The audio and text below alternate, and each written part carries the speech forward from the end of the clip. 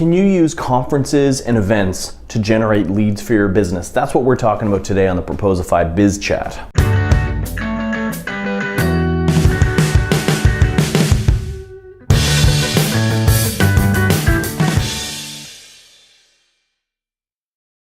Hi, I'm Kyle Racky, and today we're talking about events and conferences. Can you use them as an actual lead gen tool? Now, I know this might surprise some of you, but I'm actually a little bit of an introvert by nature, or at least I was, but I was always nervous going up to strangers at these networking events and handing out business cards and introducing myself, and I always kind of thought, events, they're not really that useful. I learned over the years, though, that they can be an extremely useful way to build your brand and to get your name out there and to actually generate leads who are ready to buy. So we're going to talk about that. First of all, though, you have to really look at what is your goal for attending a conference. I know some people go to conferences to meet with their peers or their mentors. Some of them use them as training materials to kind of go to an event to sort of learn the latest tech or the latest techniques and strategies, train up their team. Those are all great reasons to go to conferences, but we're really talking about lead generation today and sales. So how do you actually use a conference effectively this way? What you want to do is make sure that the conference that you're attending is focused on your target audience. So if you're a digital marketing agency and you want to generate leads, well, your best bet probably isn't to attend an event that it's going to be mainly other digital marketing agencies attending, right? You want to stand out as the expert. So I've used this example before in the healthcare space. If you're a digital marketing agency that specializes in helping health-related companies, go to those events, check out those events and see who's attending them, because you're going to stand out. That's going to be where the most fish are that you want to be able to get leads, right? So make sure that you're attending a conference that's very focused on your core audience. Now let's talk about some of the different ways you can get involved in the event. So you can just attend and you can walk around and hand out your business cards, but that's probably not going to get you the most bang for your buck when it comes to all the money you're spending traveling and for the tickets and whatnot. You're not going to hit as much people as if you can speak to the whole group of attendees at once. My favorite way to do this is with speaking. So if there's any way that you can get a speaking engagement at these events that you're going to, it's probably the best tool for a number of things. Establishing your authority and your brand. People are going to look at you as, hey, this person knows what they're talking about. He or she knows what they're doing.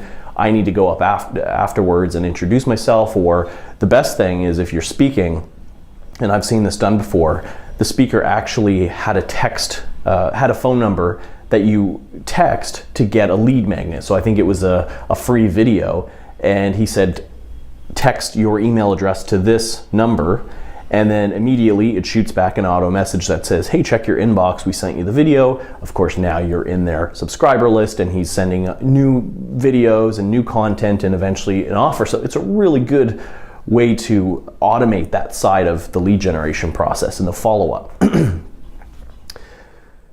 So get a speaking gig if you can. You may have to build that over time and speak at smaller events or speak for free at little meetups and little local things, and that's fine. That's going to develop your ability to speak at larger conferences. Now, the second thing you might want to look at is sponsorship. Personally, I'm not a huge fan of it. In most circumstances, I think usually it's overpriced for what you get, and unless you're a platinum or a gold sponsor, you don't really get that much exposure. You get your logo in a few places. But a lot of times if you sponsor an event, you'll also get a trade booth spot, right?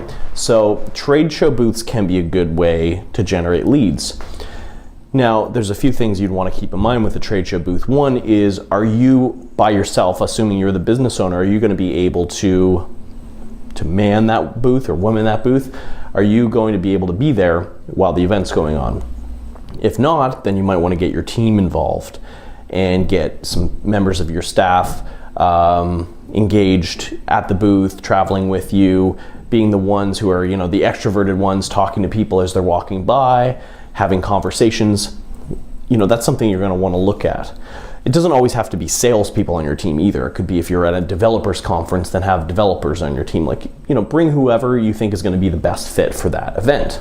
A few things to keep in mind when you have a trade show booth. One is you probably shouldn't eat at the booth. It doesn't look very good, doesn't look very professional.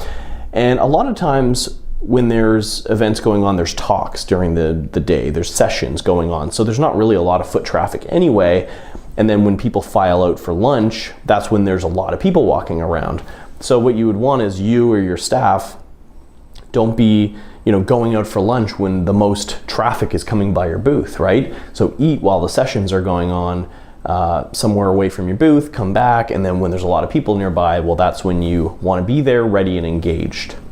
Now, when it comes to capturing leads, there's a few ways to do it. You can go for kind of a high-tech approach with like an iPad or some sort of touch screen presentation where people can enter their email addresses to win a prize or get a free t-shirt or get some kind of swag. So you can do that.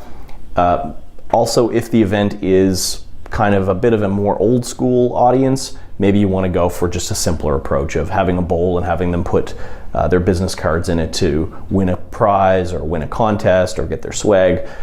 Do what's right for the audience. We've tried both and at different types of events, and they've had varying success. So give that a shot.